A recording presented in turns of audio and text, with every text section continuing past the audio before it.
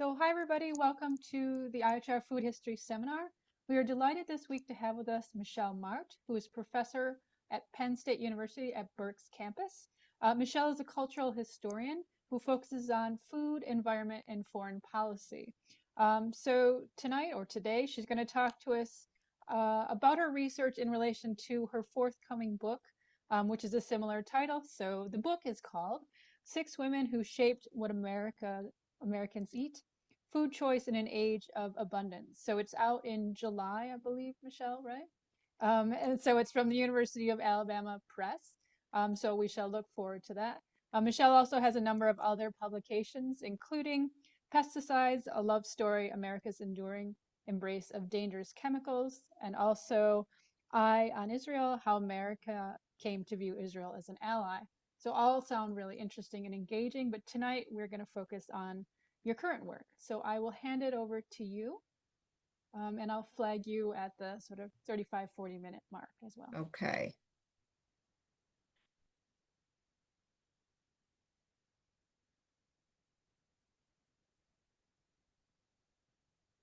Okay. Are the images good? Looks great. Okay. All right. Well, thank you for the introduction, and I'm happy to be here this afternoon to talk about the topic of food choice in an age of abundance. And I'll start by observing that my title might be somewhat puzzling, since both choice of food and abundance of food are obvious characteristics of developed societies in the early 21st century. So what is there to debate or talk about when something is self-evident? Rather than question the existence of choice or abundance in the food system, I'm interested in three related questions to do with the ubiquity of both in the modern United States. First, what are the drawbacks to what are the benefits that might be obvious to many people of food abundance, and what are the less obvious drawbacks? Second, how has food abundance shaped American foodways, both policy and culture? And third, what are the alternatives to the modern food system that have been proposed to address its problems? These questions, as Kelly mentioned, are central to my forthcoming book in July. And that book and my remarks this afternoon use the work of six influential women to better understand how abundance shaped American foodways. Three of these women, Hazel Stiebling, Poppy Cannon, and Julia Child, uncritically celebrated industrial abundance, and three of them, Frances Moore Lappé, Marion Nestle, and Alice Waters, criticized its impact. The women from diverse professions who worked over several decades were touchstones for widespread cultural ideas, and at the same time, they still had a unique impact on what Americans chose to eat. Let me begin by noting why food abundance and food choice became ubiquitous in the 20th century United States. The industrialization of agriculture that started in the late 19th century and accelerated in the early 20th century. It increased the efficiency and lowered the costs of farming, especially for large landowners, and that resulted in an exponential increase in the output of food. In the 20th century, increased industrial agriculture became well established, of course. Industrial agriculture, in turn, encouraged the growth of an industrial food system beyond agriculture to include processing, distribution, and trade. Most people celebrated the abundance of an industrial food system with good reason. The benefits of the system are obvious. They include better health stemming from sufficiency, as well as variety and quality. Abundance also lowered food costs, increased access, and led to greater focus on food as a part of culture. Abundance then demonstrated the success of the modern food system, benefiting millions of people throughout the country. The first three women I have used to understand the impact of the industrial food system on American foodways are Hazel Stiebling, Poppy Cannon, and Julia Child.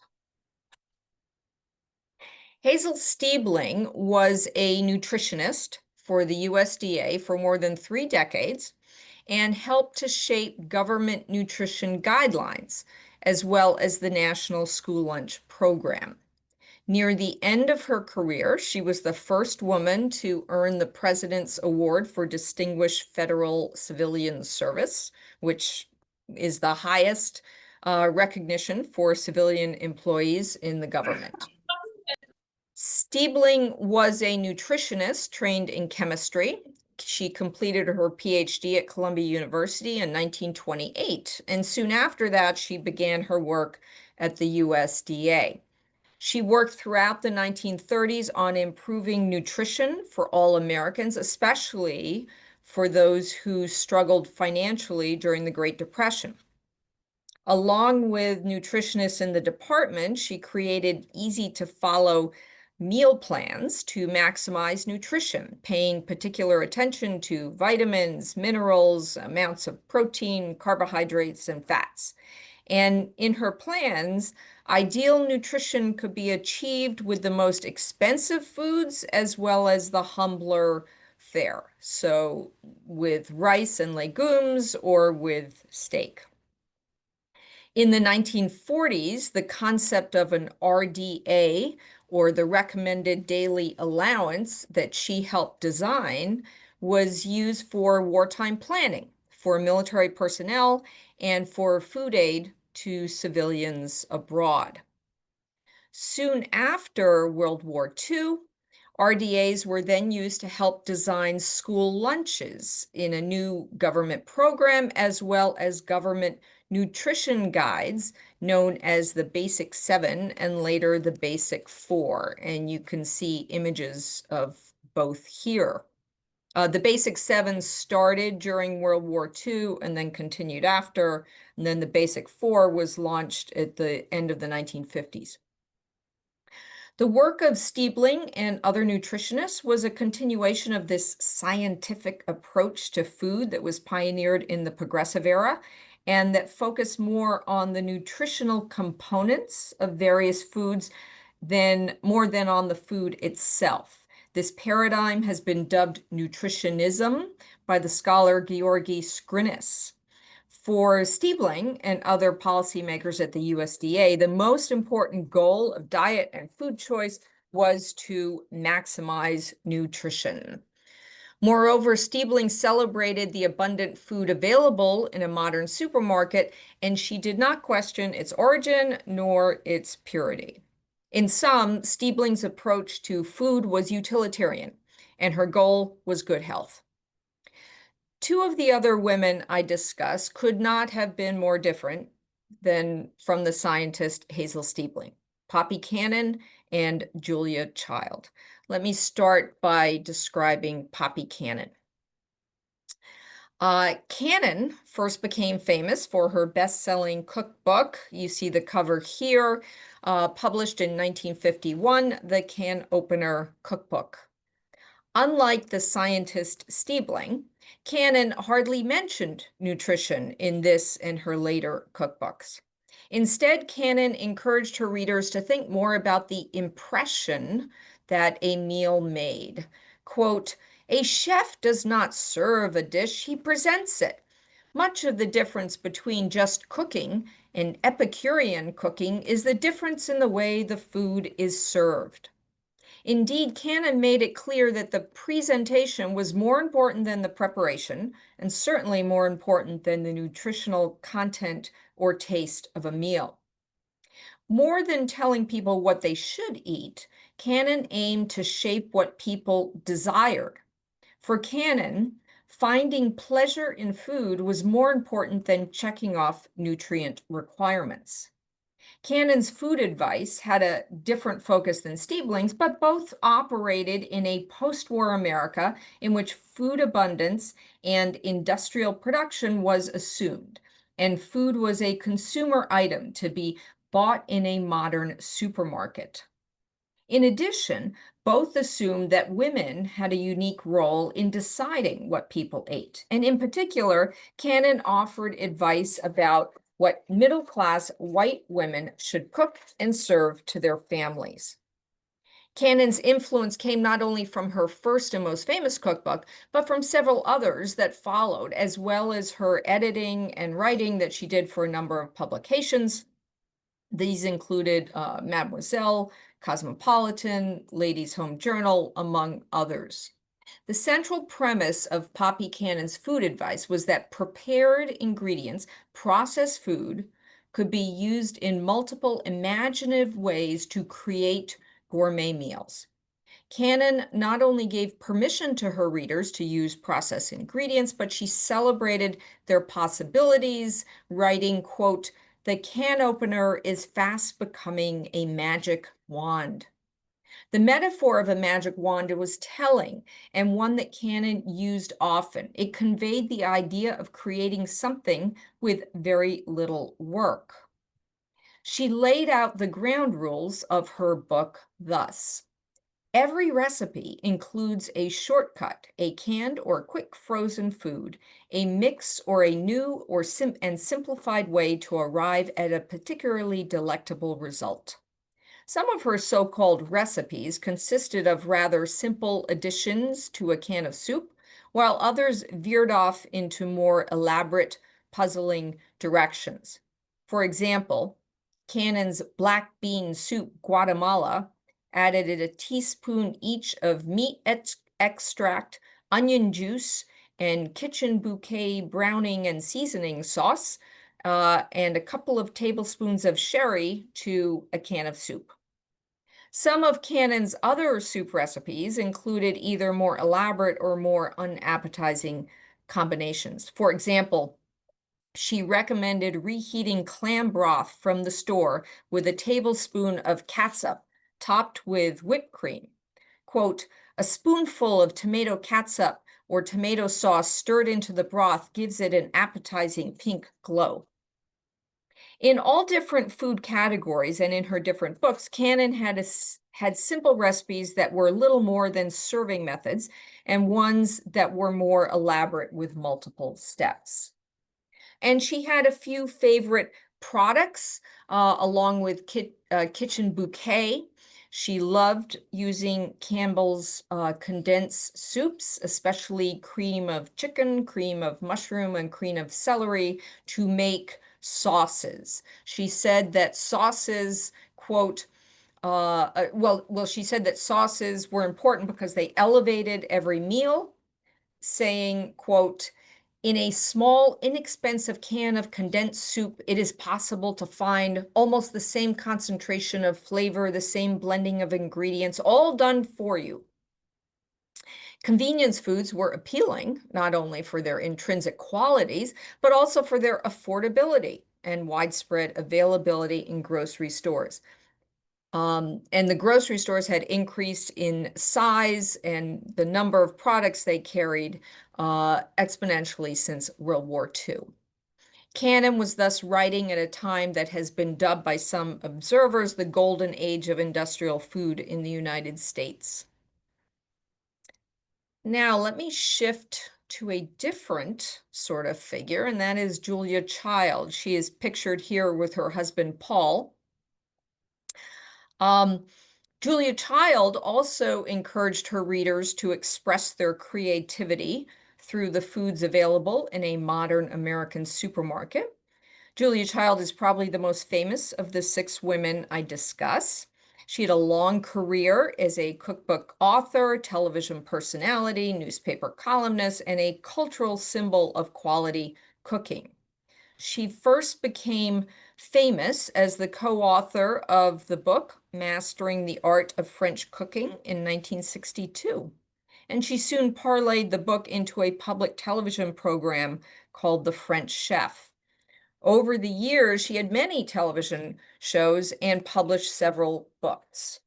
On first glance, Child could not have been more different from Cannon. She encouraged readers and viewers to use raw ingredients, learn proper techniques, and to create delicious meals based on classic French recipes. Yet, Cannon and Child had more in common than one might assume. First, they wrote for a similar audience, middle class or upper middle class housewives with a certain amount of education and sophistication. Second, they both reflected a post-war United States which enjoyed unprecedented food abundance and assumed that virtually any desired ingredient could be found in an American supermarket. And third, Cannon and Child both ignored the nutritional content of food.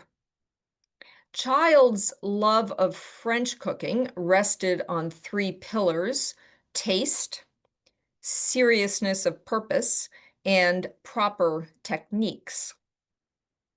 Child's allusions to taste were found throughout all of her books, personal writings, and television shows. For Child, the time it took to prepare a dish always took a backseat to taste.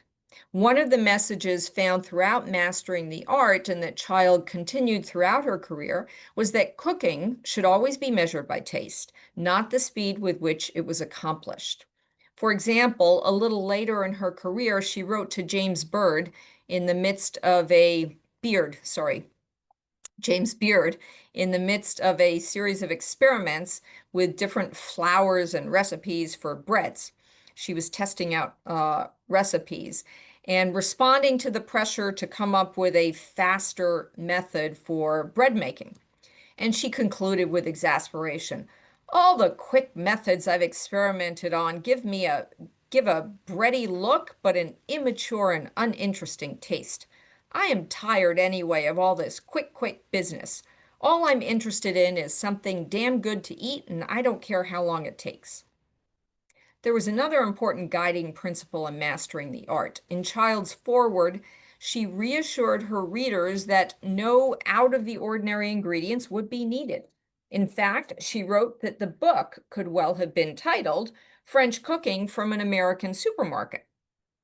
Almost all of the ingredients listed were whole or single ingredients, such as cuts of meat, butter, milk, fruits, vegetables. And she repeated often that the purpose of cooking was to create delicious foods. And her description of foods and dishes often had this sensual quality to them. Throughout her career, Julia Child's devotion to delicious food, achieved through proper techniques and creativity, never wavered. Now I'd like to shift to the three women who viewed abundance of industrial food and the industrial food system more critically. They too recognized the benefits of plentiful food, but they criticized the downsides, the unintended consequences of this bounty. While the benefits might be obvious, the downsides are less so for many people. One, industrial abundance relied on monocultures and an increased use of chemicals. Two, the increased emphasis on yield and efficiency led to decreased soil fertility, animal abuse, and a loss of connection to the natural world. Three, lower prices enriched large corporations, but impoverished many farmers. Four, the widespread availability of cheap food masked the greater economic inequality, which was more and more widespread by the late 20th century. And finally, abundant industrial food encouraged the homogenization of food cultures, as well as the overeating of processed foods, harming health in the United States. First, let's look at Frances Moore Lappé. She viewed food in a global context, and she viewed food in a political context. More important than the taste of food, the ease of its preparation or its nutritional content for LePay was whether the production of food was democratic or anti-democratic. LePay and her first book, Diet for a Small Planet, represented sharp departures from the assumptions made by the three women I've discussed thus far. LePay considered food in a broader political and social context, not just a personal or domestic one. The book's impact was great. It was a touchstone for a growing environmentalism in the 1960s and 1970s and a rallying cry, for what would be a burgeoning vegetarian movement. Diet for a Small Planet was a decidedly unconventional book. It was a blueprint for how to prevent world hunger by ending the waste of protein. LePay's main argument was based on the assumption that protein was the most important nutrient that human beings needed, no matter what food the protein was found in. The first part of LePay's book laid out the arguments for why the waste of protein was a serious global issue. Too much grain was used to feed livestock instead of humans. LePay argued that the imbalance made no sense because getting protein from meat, especially beef, was highly inefficient. Throughout the book, LePay's political and economic argument about the injustice of the industrial food system was also evident. For example, critiquing the meat-centered American diet, she wrote, quote, "It is the poor that pay most for an agricultural system geared to the production of steaks for profit instead of cheap food for us all." This, in sum, was the heart of LePay's concern in the book, and indeed much of her writing and activism over the decades that would follow. She talked in this book very much about the waste of protein. She talked about the foods that contain protein, the physiological need for protein, and how to include protein in one's diet with less meat. And indeed, the fourth part of her book shifted to a set of recipes for increasing, meatless recipes for increasing protein without animal products. Each of the recipes include a little percentage of the protein of the RDA that was contained in the recipe. It also include little tips for slipping extra protein into the meal, such as adding brewer's yeast to sautéed vegetables, dried milk to latkes, wheat germ into spinach, and chocolate chip cookies with sunflower seeds and dried milk added. These were the type of recipes which led to parodies of vegetarian cooking in the 1970s and the 1980s. These recipes helped to cement the lasting impression of the book, often bypassing the political message that LePay cared about the most.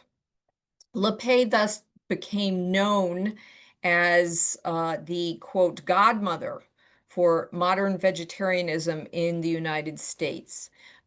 She was paid attention to in the press, and articles about vegetarianism often cited LePay and Diet for a Small Planet. This concern for vegetarianism remained limited in its popularity. In recent years, there has been a resurgence in the United States and a growth in vegetarianism, especially to do with climate change, and this has led to this recent niche creation of these products that mimic beef but are not beef, such as the Impossible Burger and Beyond Burger and the lab-created meat products.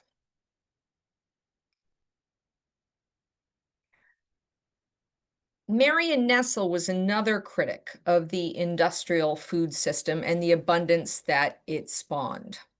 But more than focusing on global politics or the environmental repercussions of the system, Nestle's critique centered on corporate producers that dominated the food system, what she referred to as big food, and these corporate producers that manipulate food choices for profit. She argued that corporate producers lean into abundance, pushing Americans to overconsume poor quality food, thus damaging their health. Marion Nestle was a nutritionist. She started her career with a PhD in molecular biology, and then she became well known in the academic and media culture. She began a long association with NYU in 1988. She started the food studies program there. And many of the themes that she would revisit in several books over many years were first articulated in her 1991 book, Food Politics: How the Food Industry Influenced Nutrition and Health. She indicted the global food industry, this big food, criticizing what she referred to as their eat more policies, a relentless pressure to get people to consume more food than they needed and poorer quality food than was good for them.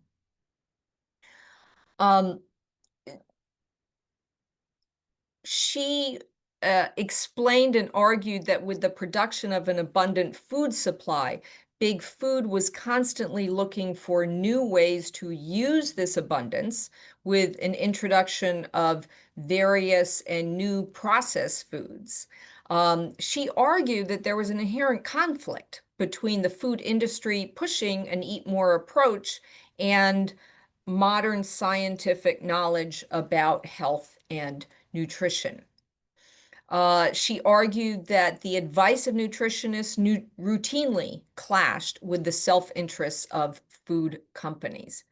She argued that people's health suffered from these competing messages and pressures, especially with the increase of obesity and food-related conditions such as hypertension, diabetes, and cancer. She criticized the sheer number of available calories available to Americans as one of the sources of this overconsumption. For example, by 2007, the per capita calories available for Americans were per capita per day 3,750 calories, obviously more than a person needs. She spent years encouraging her readers to fight back against the food industry, this behemoth, but she focused on the idea that individuals were neither helpless victims nor completely in charge of their food choices because of this tension. And over the years, her critiques became broader, focusing on economic critiques as well. For example, by 2020, she wrote, "Capitalism converts food, a substance essential for life, into a commodity to be bought and sold like any other widget." The last of the women I'd like to highlight is Alice Waters, who was also a strong critic of food corporations, their power, and how they harm not only health, but culture and the environment. More broadly, she was a critic of the industrial food system whose highest goal was abundance. Alice Waters first became famous as the founder of the restaurant Chez Panisse in Berkeley, California in 1971. By 1975, the restaurant was praised in Gourmet magazine, and by 2001, it was named the best restaurant in America. In food culture in the US, it is hard to overstate the impact of Chez Panisse. As food writer Ruth Reichl wrote in 1989, Chez Panisse, quote, "has changed the way America eats." Along with the restaurant, though, of Chez Panisse, Waters spread her critique through many different cookbooks and books about food culture. Over the years, she focused on the idea of celebrating food as a sensual experience, not an abstraction. She celebrated and called her goal working towards a, quote, delicious revolution. And whether or not a food was delicious depended on how it was, how fresh it was, how it was prepared, and how it was grown. She wrote, for example, food cannot be divorced from nature. If I learn that food has come from an industrial farm, it's no longer beautiful to me, no matter how it's shined up or how cleverly it's presented. She celebrated organic food, she celebrated small farmers, and she celebrated fresh and simply prepared foods.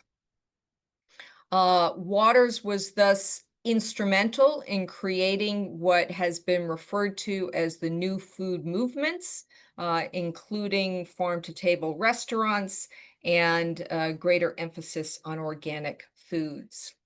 In addition to how she sourced food for her restaurant and what she wrote about, another way that she influenced the existing food system was to focus on what children ate.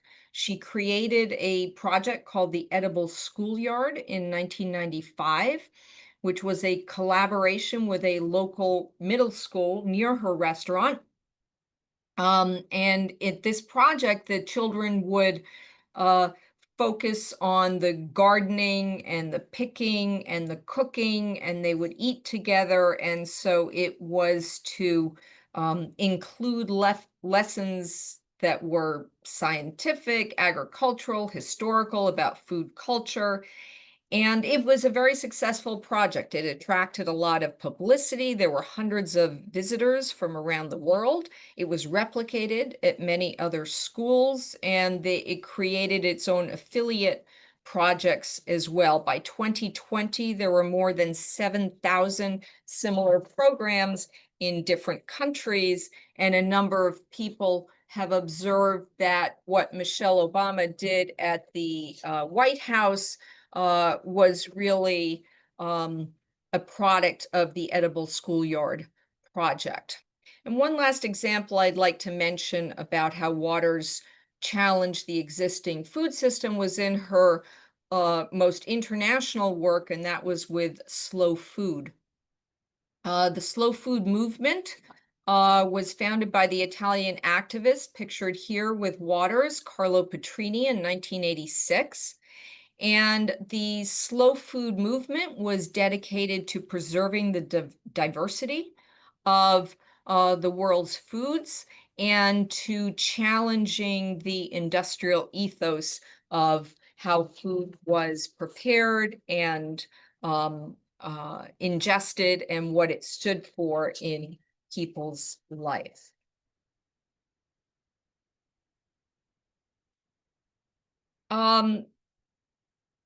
I'd like to circle back now to where I started. Going back to the assertions that I made at the beginning that food choice and food abundance are ubiquitous, and that they are the dominant factors in understanding the industrial food system, and that there are benefits and harms to this system. The 6 women I've been discussing illustrate this reality and their differing reactions to the system. Hazel Stiebling followed in the footsteps of the early 20th century home economists and nutritionists. She encouraged Americans to take advantage of the industrial food system, to eat a variety of food groups with sufficient nutrients in economical meals. And she built a career demonstrating that the experts in the US government had an important role in guiding nutritional choices for ordinary citizens. Poppy Cannon and Julia Child were less utilitarian in their approach to the American diet, hoping instead to inspire American women through their best-selling cookbooks to be creative in their meal preparations. Cannon's recipes were based on a manipulation of processed foods, producing this facade of gourmet meals. And of course, she was not alone in her embrace of industrial food products. Julia Child similarly encouraged women to be creative, but she, of course, cared much more about taste, authenticity, and cooking practices rather than the illusion of gourmet cooking.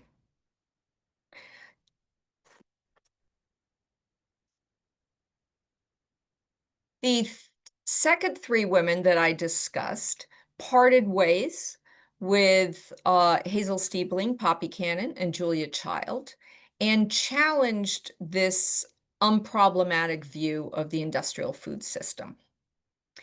Frances Moore Lappé criticized the global and political implications of dietary choices, arguing against over-reliance on meat and international distribution networks.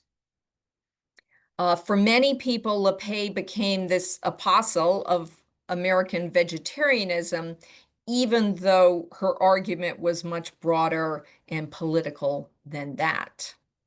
Marion Nestle agreed with many of the critiques of Lappé, but she focused more on the health consequences of the industrial food system rather than its environmental and political impacts.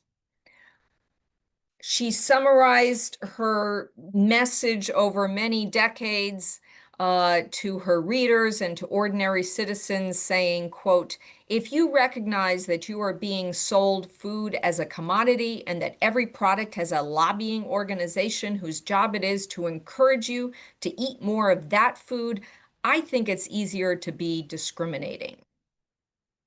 And finally, Alice Waters had much less in common with Frances Moore Lappé and Marion Nestle, and had much in common with Frances Moore Lappé and Marion Nestle and their criticisms of the American system and diet, but Waters was more a descendant of Poppy Cannon and Julia Child than of Hazel Stiebling. Waters embraced creativity, beauty, taste, and the idea that food was foremost an expression of culture as well as a political statement. Thus, the new food movements of which she was a part offered alternatives to the existing food system and a diet from multiple perspectives. In the second decade of the 21st century, then, the American food system and the American diet was in some ways very different from that of a century before. For example, organic foods have become big business. Local foods were celebrated for their authenticity, and new ideas about taste have been ushered in by the California food revolution and the knowledge of vegetarianism. People such as Frances Moore Lappé, Marion Nestle, and Alice Waters helped to shift the discourse, raising important questions about the modern food system. But the assumptions of Hazel Stiebling, Poppy Cannon, and Julia Child that food was and would remain cheap, abundant, and unaffected by the season had prevailed. The power of big food and the dominance of industrial production, distribution networks, and marketing was strong. Food was just one more industrial product with only a tangential relationship to the natural world. Consumption of food per capita had increased, and people routinely ignored nutritional advice from government and medical authorities. For most Americans, the true costs of abundant food, economic, social, medical, and environmental, remained hidden. Thank you.